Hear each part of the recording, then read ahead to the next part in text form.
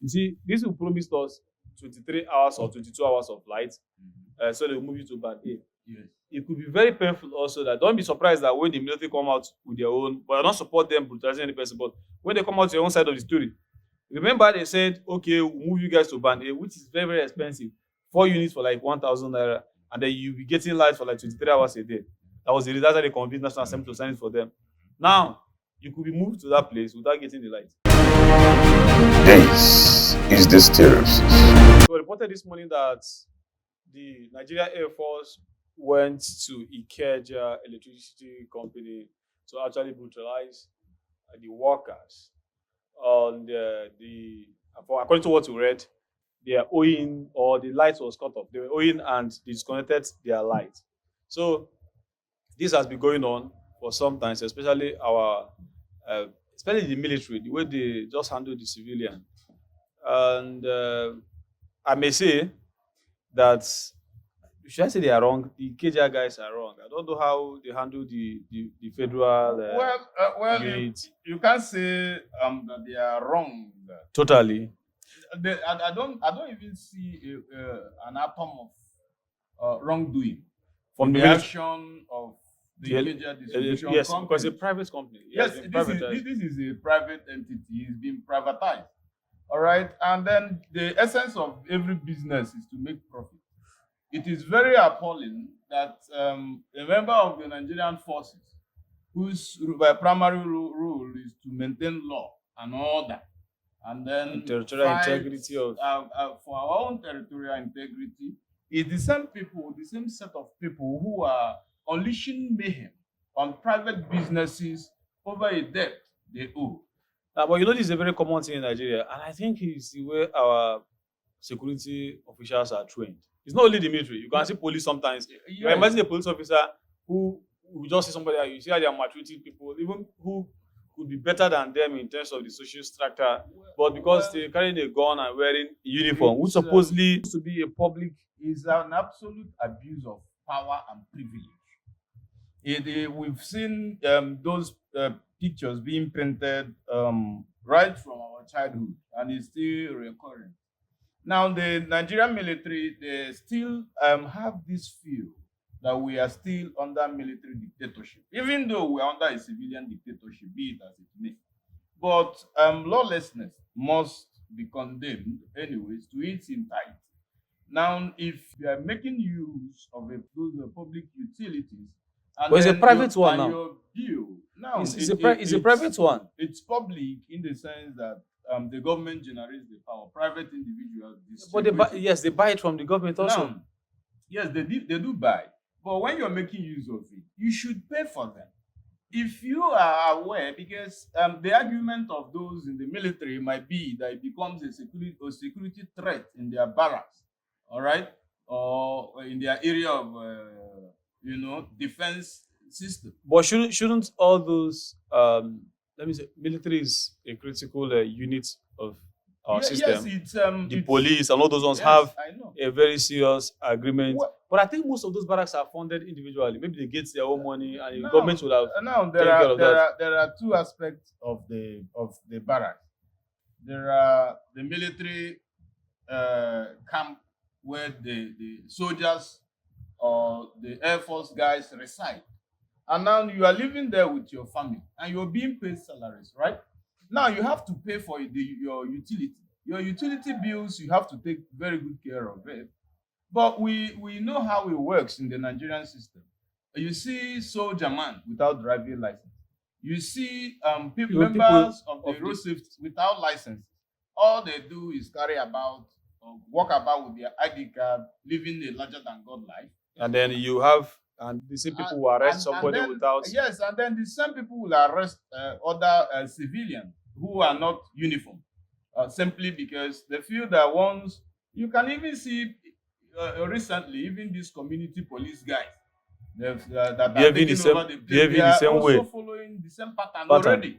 And I think it's the training of our soldiers. Let me not say soldiers, our men in uniform. This thing is common. No, it's not in their training. The Nigerian military, I think it's a colonial effect. Is meant to act in a disciplined manner. Yes. Now it is this ideology that they are larger or that they are beyond the law.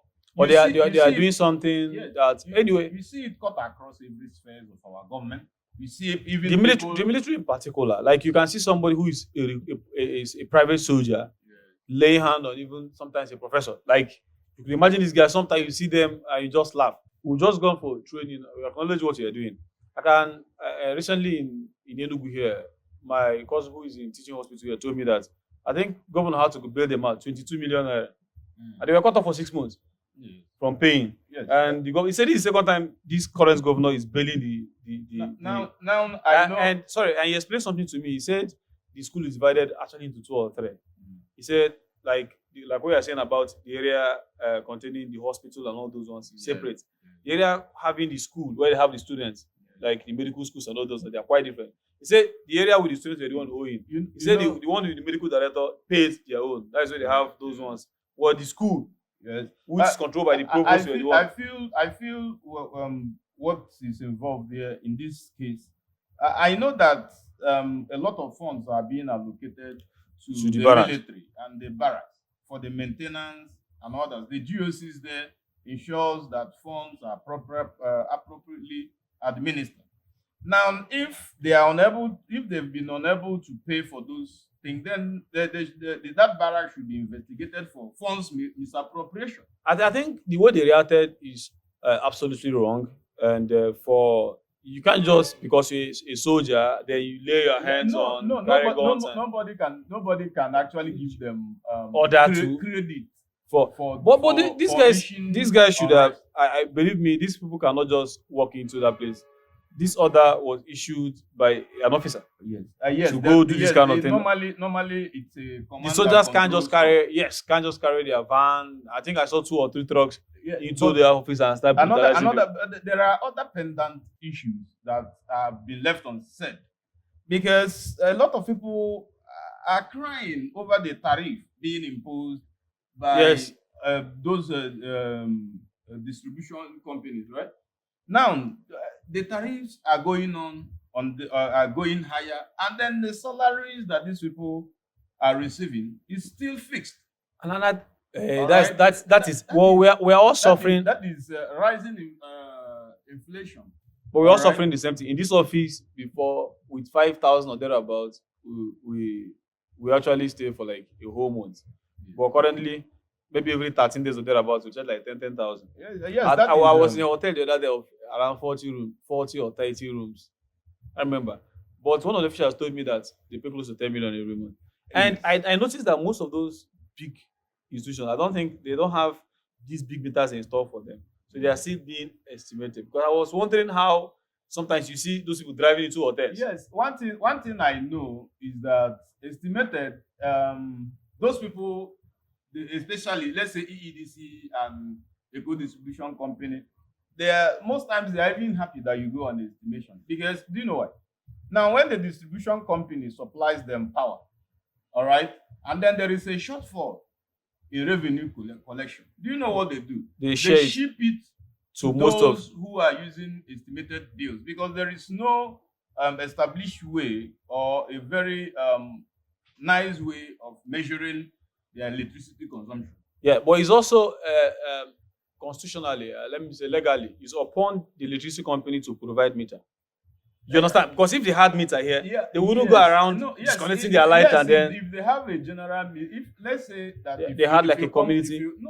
Forget about. They might have a community meter that is controlling the whole of the barracks. And then they fail to actually pay up for the bill. But even at that, it wouldn't be fair to like what you are saying, people who are living in the barracks. Because when you have a community meter for every person, it's going to be, you're going to charge everybody. No, yes. Or maybe the barrack pays for every. Now, the problem with charging them as a community is indiscriminate use or waste of power. And then some people have to pay for this. Maybe somebody may even be on leave. Yes. And he's not in barracks. And he's not there, and then he still pays for it. Now, the most appropriate thing that should have been done, or that should always be done, is that when you get to the barracks, every flat, every room, if it's one room self-contained, they should actually provide meters for them. Another challenge with these guys too those not the distribution company, The electricity, EDC and all the rest, distribution companies. is that you have now you don't they don't provide those meters free. Thank God Enugu State has made a law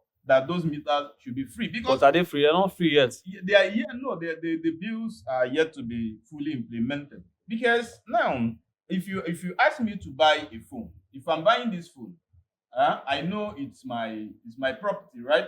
If I buy a line, it's my private property, and then I can take it wherever I go, right?